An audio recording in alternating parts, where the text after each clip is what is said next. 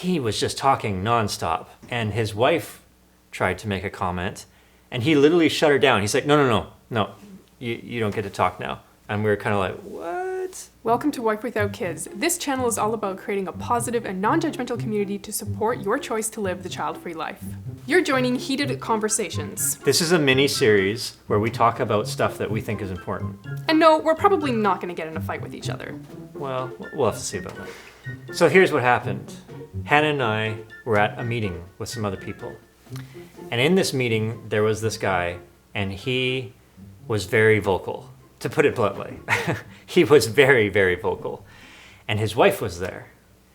And he was just talking nonstop and making different comments about different things. And his wife tried to make a comment, and he literally shut her down. He's like, no, you don't get to talk now. And we were kind of like, what? And then what happened?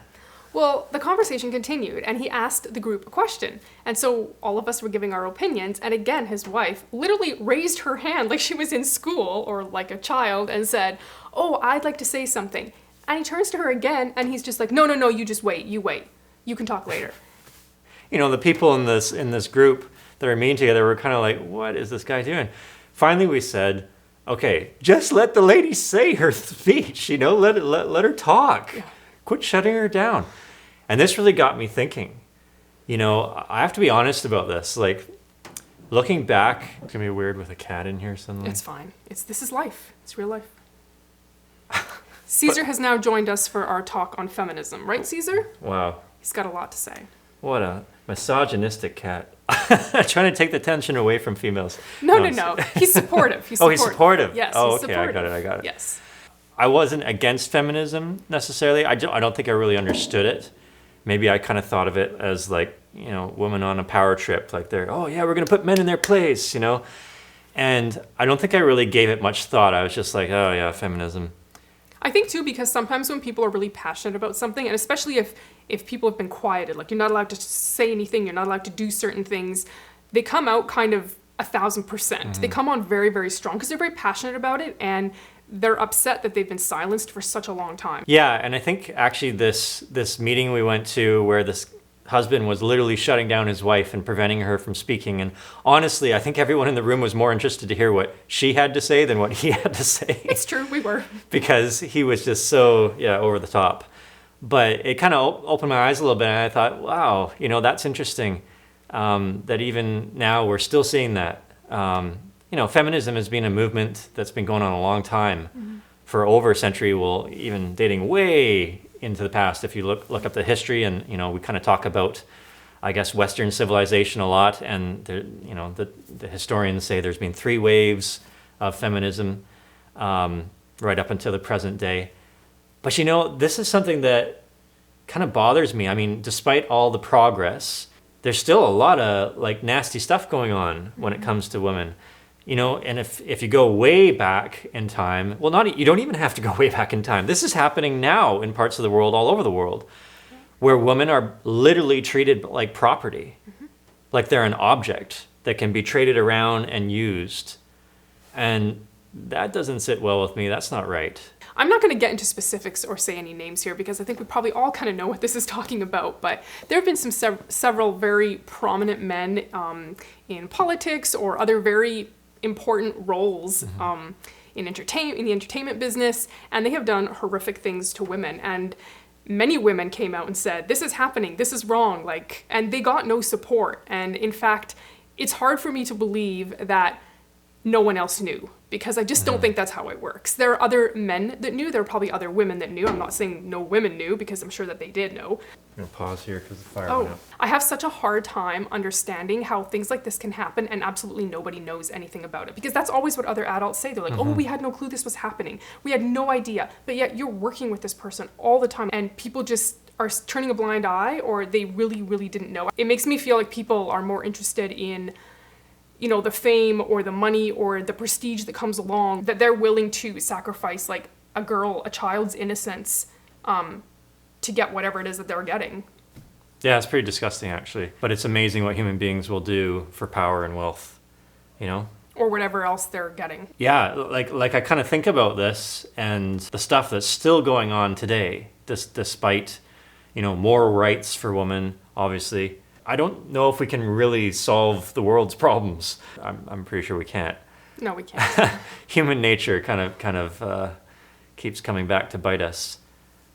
But one thing I kind of felt in that conversation that we were having with that gentleman and his wife in that meeting is I wanted to stand up for her. I actually wanted to defend her and be like, hey, buddy, sit back in your chair and let your wife speak. Like, come on. And I was so sorry, I interrupted you now. No, go ahead. I was so happy when after he shut her down for the second time, there was probably like 3 or 4 of us that were just like, let her speak. And it was funny because as soon as like 3 or 4 of us said that out loud, in her defense, he stopped talking and he let her actually speak. We shouldn't have had to do that. That should just be automatic that she gets to speak.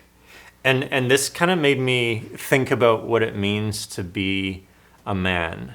That's a loaded word, especially these days. Me personally, I'm a guy, and if I see someone, doesn't matter if they're a man, woman, boy, child, whatever, if I see someone's rights being abused or a person being taken advantage of, it definitely gets me worked up a bit, where I want to step in and say, hey, you can't do that. Sorry, that's not the way things work. And, I'm speaking to men here, especially, but women too.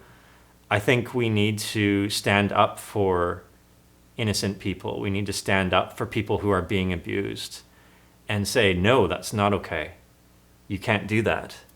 And the more people that do that, you're setting kind of a standard across the board where a lot of these things will hopefully, I don't think you're ever going to eradicate all of it, but you can fight against some of it. And by fight, I'm not saying become violent. That's not what I'm advocating.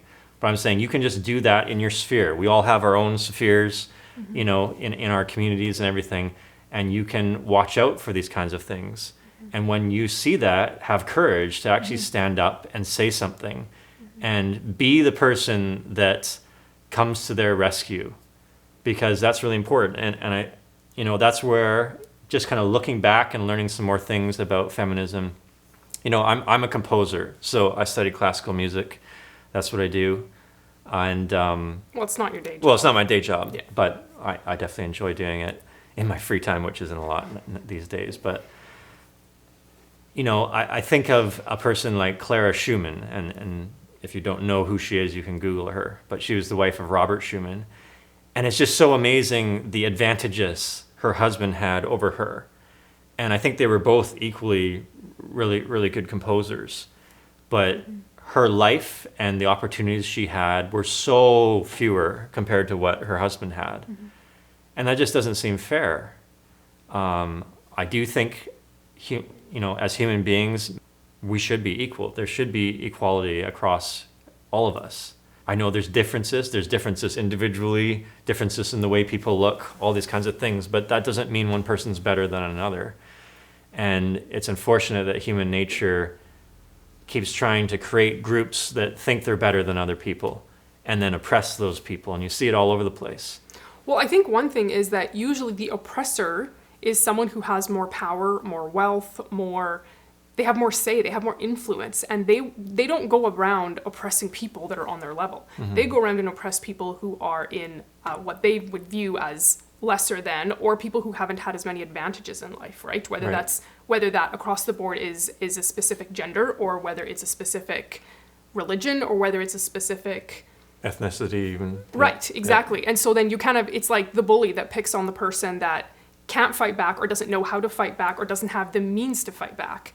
And so then that individual who is essentially the victim is often silenced out of fear because of who this person is, because they're an important person, or they have a lot of influence, or they have a lot of money.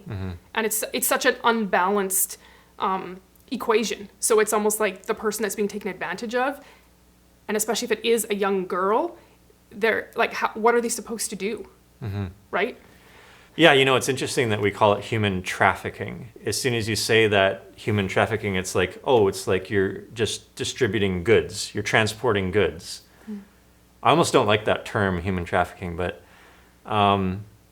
it's sad that it's still going on. It's sad that these things are still happening. And I don't have the statistics in front of me, but it seems to me that women, especially young women and girls, get the brunt of a lot of this stuff worldwide, like including here in Western countries as well. Despite all the progress that in getting more rights for people, I find it really striking that we're still seeing women, especially young women, being taken advantage of over and over again. And they're put in a place where, you see this on college campuses even, like things will happen. There'll be a party, people will be drinking, something will happen to a female, and then it says like, oh, well, she was drinking, so like, whatever, like it doesn't matter as much because she was drinking, so she's partly to blame. What? Yeah. Why do people think that? And then what about the guy? I've read too many articles about that where the guy literally got a slap on the hand, or not even a slap on the hand. And it's like, it's just accepted that that's okay. That's not okay. So, looking into these things has given me a bit of a different perspective. And there's a lot of fear and intimidation, it seems like. That's used to keep women especially silent. Yeah. And I think that's why you get why there's been so many big movements and women especially, so incredibly passionate about the rights, whatever those rights are. Because when you silence people and you tell them they can't do this or they can't do that or they can't speak out, it builds inside of people. And before you know it, it's just like the floodgates open and people just want to be able to say what they want to say. If we read the news on, if you were to take all the news articles in a year and you look at the number of acts of violence and, other horrible things that are committed against women, compared those to those same types of acts where it's a woman committing it against other people, there's a huge difference. Massive. Like, obviously, men are much more aggressive and power hungry or something like this. So it's not a pretty picture to this very day that we're seeing all of this stuff happening. And it's given me definitely a lot more sympathy. So there's this old idea that, if you're a guy, you're like, you got to be big and powerful. Just hair, just like, it's like poking out of your shirt. Oh my goodness. Too much testosterone. But you know what I mean? It's like a real guy's guy. And, when it comes to females, you just, get to have all the advantages over them, use them however you want. And that's just not what it means. That's not okay. That's not what it means to be a real man. Like, a real man treats other people with respect, especially women.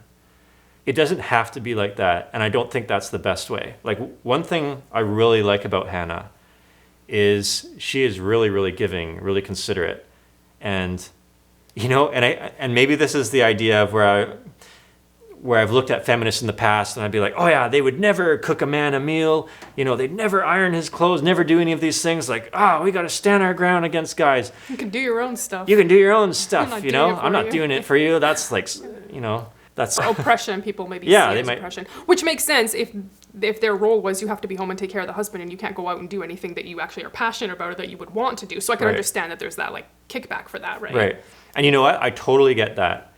If you were married to a man or in a relationship with a man and he treated you like garbage and expected all those things and wasn't even thankful for all, like, of course you're not going to want to do any of those things and you're going to push back. Their rights have been infringed on and they're not being treated as equals and they're being abused and all these types of things. And you can see this across the world in so many different areas. And there's obviously other protest movements against these types of things. There's a positive end to this, and that is to actually treat each other with respect. Wouldn't that be amazing? So what if we actually just looked out for each other and tried to make each other's lives better instead of looking for what you can just take from other people in kind of a selfish way?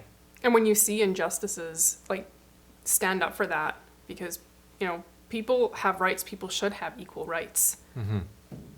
I agree. Wow. We didn't fight. Amazing. Not this time. Not this time. Thank you so much for watching. Remember, you are never alone, and I will see you next week. Nice. And these will be in the outtakes.